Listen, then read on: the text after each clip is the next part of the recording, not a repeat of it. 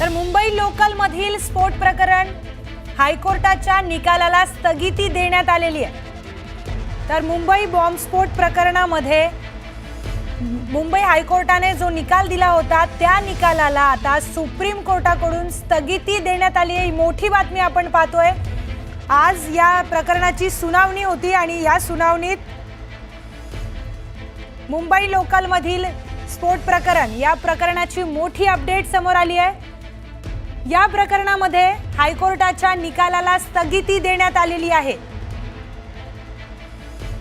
मोठी बातमी आपण पाहतोय। या निकालाचा आज याचा निकाल होता आणि सुप्रीम कोर्ट काय निर्णय घेणार याकडे सगळ्यांचं लक्ष लागलेलं होतं। तर सुप्रीम कोर्टाचा एक मोठा निर्णय या संदर्भात आलेला आहे। याच संदर्भात आपण बोलूयात। आपले प्रतिनिधी प्रशांत लीला रामदास आपल्या सोबत थेट नवी दिल्लीतून जोडले गेलेले आहेत। प्रशांत, या निकालामध्ये अतिशय मोठी अपडेट समोर आली आहे। स्थगिती सुप्रीम कोर्टाकडून देण्यात आली आहे। काय अधिकचं त्या निरीक्षण सुप्रीम कोर्टाने नोंदवलं? सुप्रीम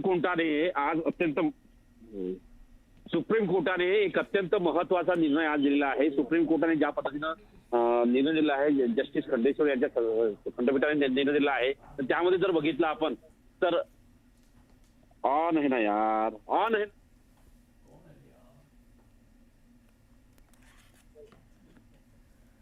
तर 2006 मधील मुंबई बॉम्बस्फोट प्रकरणामध्ये मोठा निर्णय मुंबई हायकोर्टाकडून आधी देण्यात आला होता आणि 12ही आरोपींची निर्दोष मुक्तता करण्यात आलेली होती। पुराव्यांअभावी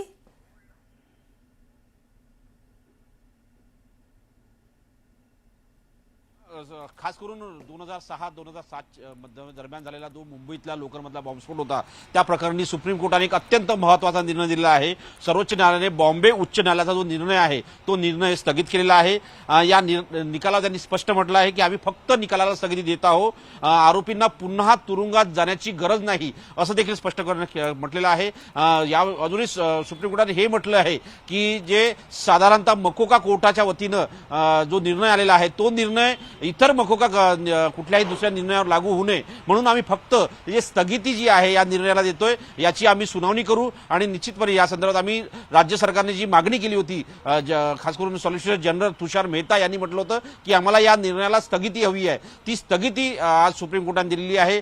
जस्टिस खंडेश्वर जे आहेत त्यांच्या खंडपीठाने हा निर्णय दिला आहे। महत्त्वाचा म्हणजे त्यांनी हे स्पष्ट म्हटलं आहे की सर्व आरोपी जे आता ते जामिनावर सुटले आहे त्यांना पुन्हा एकदा तुरुंगात पाठवण्याचा प्रश्नच येत नाही आहे। न्यायालयाने जे आरोपी पाकिस्तानी अधिकारी आहेत त्यांच्या संदर्भात ते काय ते त्यांना म्हटलं ते जे अटक झालेलं नाही आहे ते फरार आहेत असे त्यांनी स्पष्ट केलं आहे तुषार मेहता यांनी। आणि सर्वोच्च न्यायालयाने हे स्पष्ट केलं आहे की या निकालाचा जो निर्णय आहे, जो परिणाम आहे, तो परिणाम फक्त आरोपीला तुरुंगात परत पाठवण्याच्यावरती होणार नाहीये, बाकी सर्व संपूर्णपणे या निर्णयावरती स्थगिती राहील असंही स्पष्ट म्हणाले आहे। आणि इतर मोका कोर्टाचे निर्णय असतात त्या मोका कोर्टाच्या निर्णयावरती याचा परिणाम होऊ नये असं देखील सुप्रीम कोर्टाने स्पष्ट सांगितलं आहे। त्यामुळे जोपर्यंत या संपूर्ण प्रकरणाचा निर्णय येत नाही तोपर्यंत असं म्हणता येईल की या संपूर्ण प्रकरणाला, या निर्णयाला जो मुंबई उच्च न्यायालयाने निर्णय होता त्याला स्थगिती मिळालेली आहे। स्टुडिओ तर प्रशांत, या निर्णयाला स्थगिती देण्यात आलेली आहे, पण या संदर्भात पुढची काय कारवाई असणार आहे?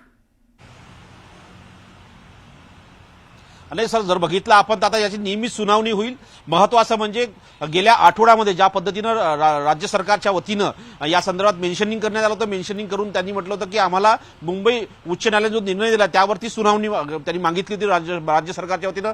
त्यावरती सुप्रीम कोर्टाच्या म्हणजे भारताचे सरन्यायाधीश भूषण गवई यांनी स्पष्ट केलं होतं की आम्ही या संदर्भात आज 24 तारखेला यावरती सुनावणी घेऊ आणि साधारणतः काही क्षणापूर्वी याची सुनावणी झाली आणि त्या सुनावणीमध्ये कोर्टाने स्पष्ट केलं, म्हणजे सुप्रीम कोर्टाने स्पष्ट केलंय की आम्ही मुंबई उच्च न्यायालयाने जो निर्णय दिलेला आहे ज्यामध्ये सर्व 11 आरोपींना निर्दोष मुक्तता केली होती त्या निर्णयाला आम्ही स्थगिती देतोय।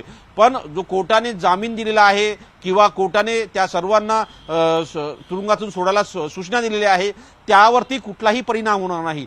कारण की हा जर आम्ही अशा प्रकारचा निर्णय दिला तर इतर मकोका प्रकरणामध्ये जर जे निर्णय आले त्या निर्णयावर याचा मोठा परिणाम होण्याची शक्यता आहे। त्यामुळे सुप्रीम कोर्टाने स्पष्ट केलं आहे की यामध्ये जर बघितलं आपण तर निश्चितपणे आम्ही फक्त निर्णयाला स्थगिती देतो, इतर त्याचा दुसरा कुठलाही परिणाम होणार नाही। याचा अर्थ असा होतो की जे आरोपी मुक्त झालेले आहेत तुरुंगातून ते सगळे आता मोकळे राहतील जोपर्यंत या संपूर्ण प्रकरणाचा निकाल येत नाही, पण निर्णयाला स्थगिती मिळालेली आहे।